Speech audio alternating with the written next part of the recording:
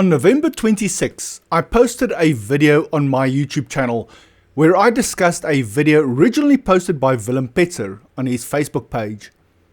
In this video, Petzer revealed information suggesting that the gift of the givers was supporting terrorism, directly or indirectly. My video was essentially a translation of the original video, which was posted in Afrikaans, because I felt it was important for people to hear it in English too. But what about the other side of the story? What does the other side of this coin look like? There are some, but not many articles where Dr. Imtiaz Sooliman denies that they are funding terrorism. Welcome to the Riaan Show, where I look at those stories that affect every South African in some or other way. Let's get to the story.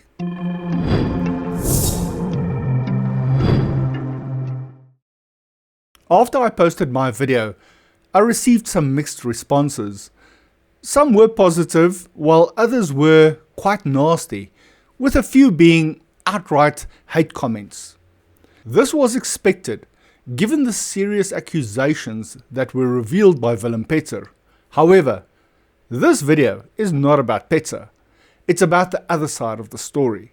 It won't be a support video for Gift of the Givers or Dr. Imtiaz Sooliman, but rather a look at the response to those allegations.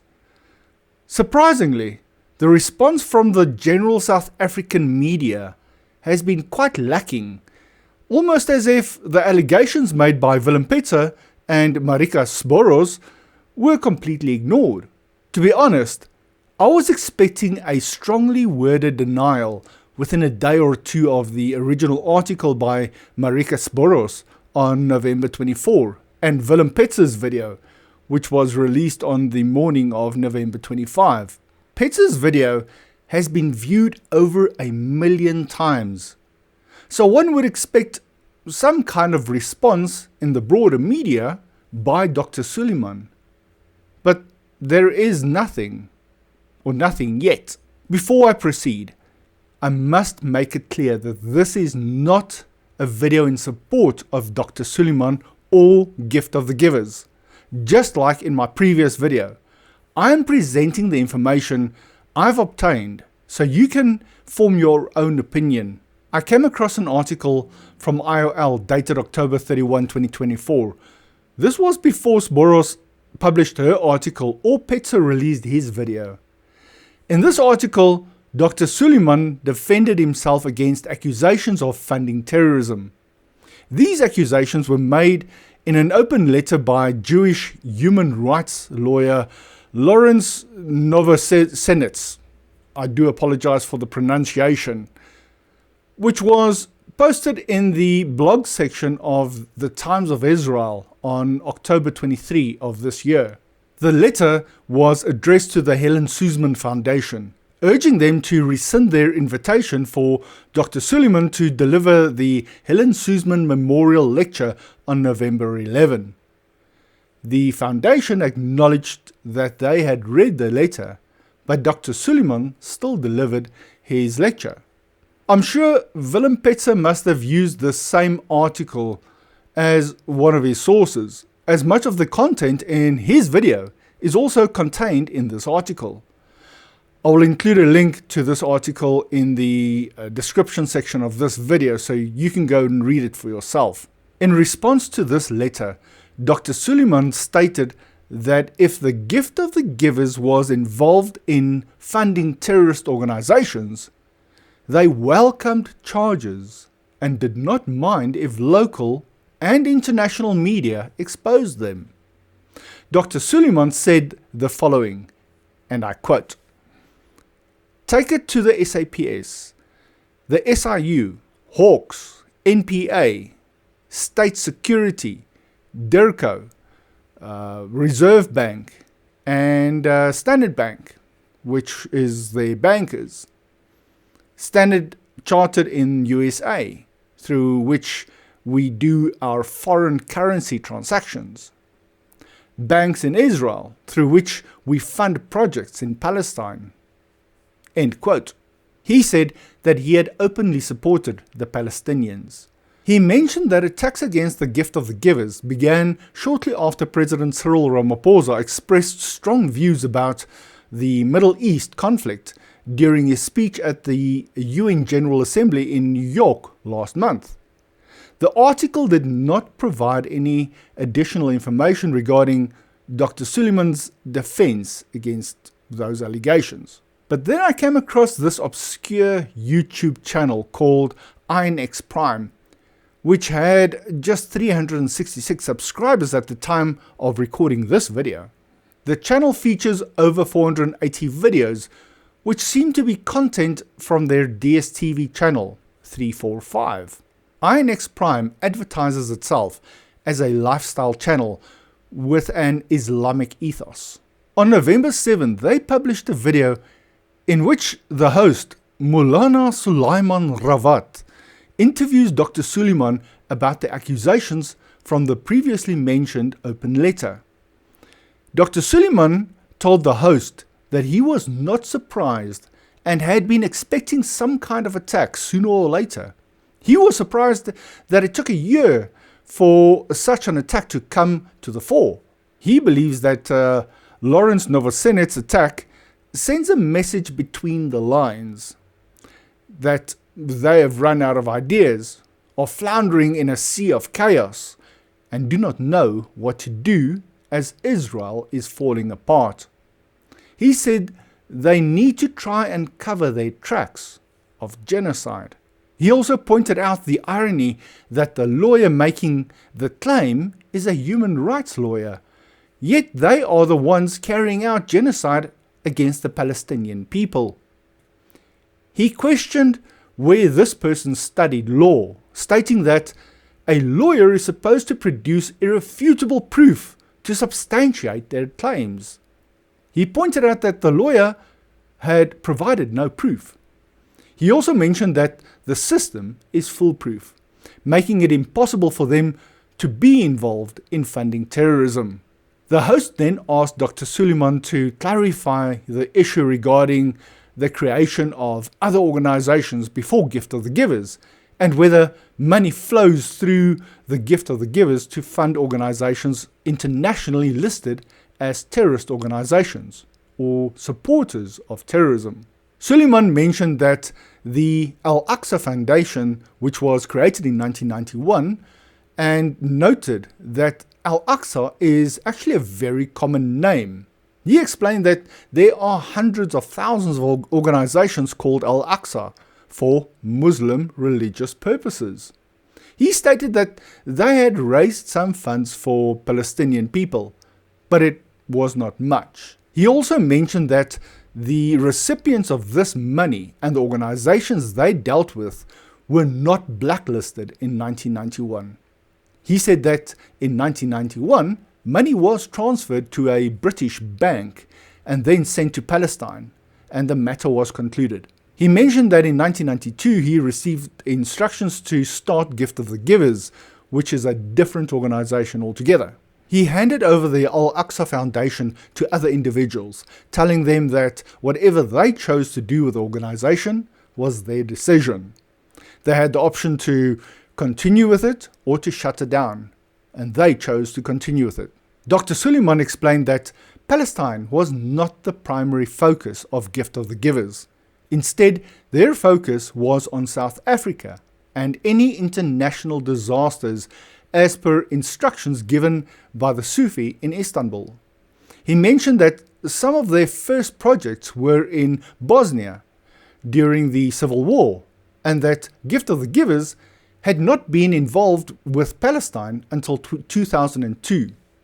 This intervention was requested by the late Deputy Minister of International Relations, Aziz Pahad. Pahad informed him that he was going to Ramallah to meet Yasser Arafat, who had been bombed at his compound at that time. And he asked if they could arrange some medical equipment and supplies for Ramallah.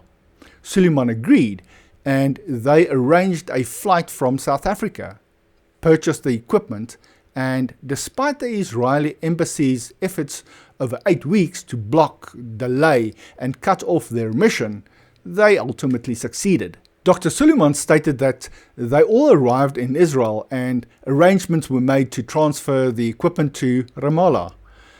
At the time, Rafiq Gangat was the ambassador to Palestine.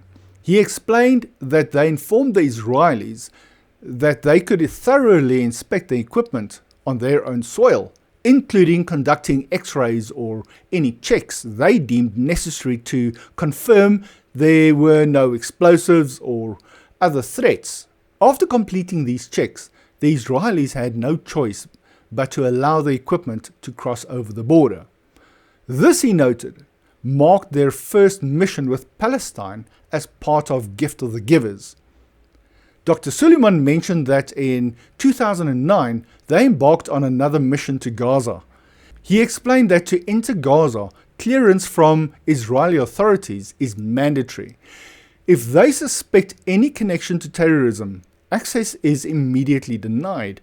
However, he added, they were granted entry in both 2009 and 2014. Over time, they established banking channels in Israel and Palestine to facilitate funding for their work in the West Bank of Gaza. These funds are transferred with full authorization from South Africa's Reserve Bank through Standard Bank, ensuring compliance with all regulations.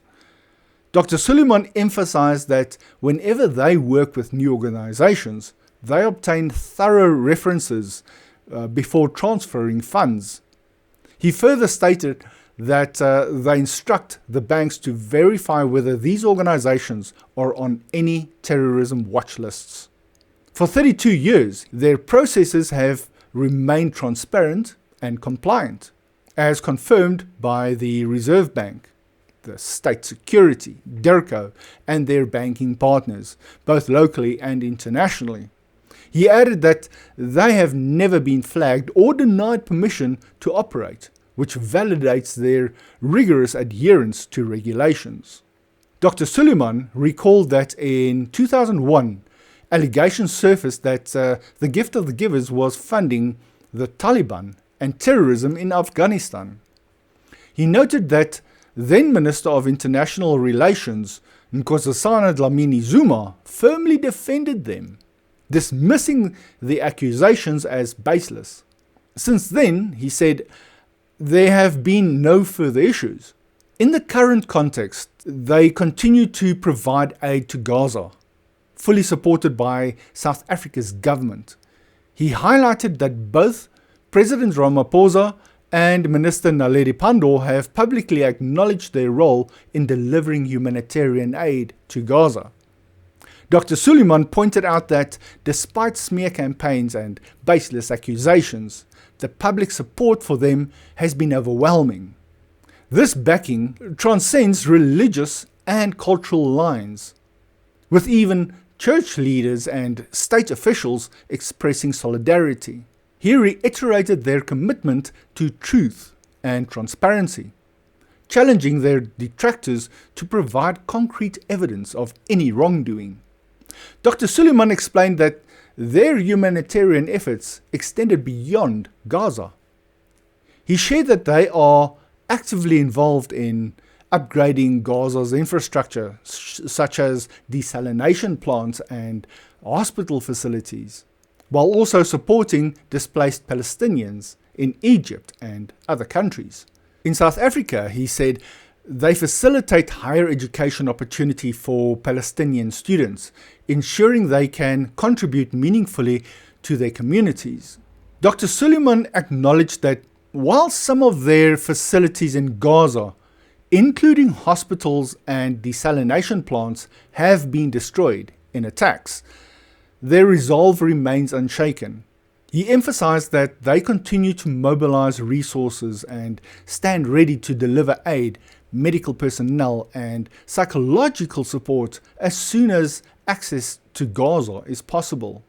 Despite the losses, including the tragic deaths of staff and their families, he stated that they remain committed to supporting the Palestinian people. Dr. Suliman concluded by asserting that the accusations and distractions will not deter them. He stated that they maintain a professional and ethical approach in all their endeavors, focusing solely on alleviating the suffering of those in need. Their mission remains rooted in compassion, resilience, and unwavering integrity. And that's that. What do you make of all of this? Does the information from the other side help you in any way? Has it changed your view? Everyone is allowed to have their own opinion, and it is your responsibility to choose who you are going to support based on the information available to you. If you have found any kind of value in this video, please do like, share and subscribe, and I will see you in the next one.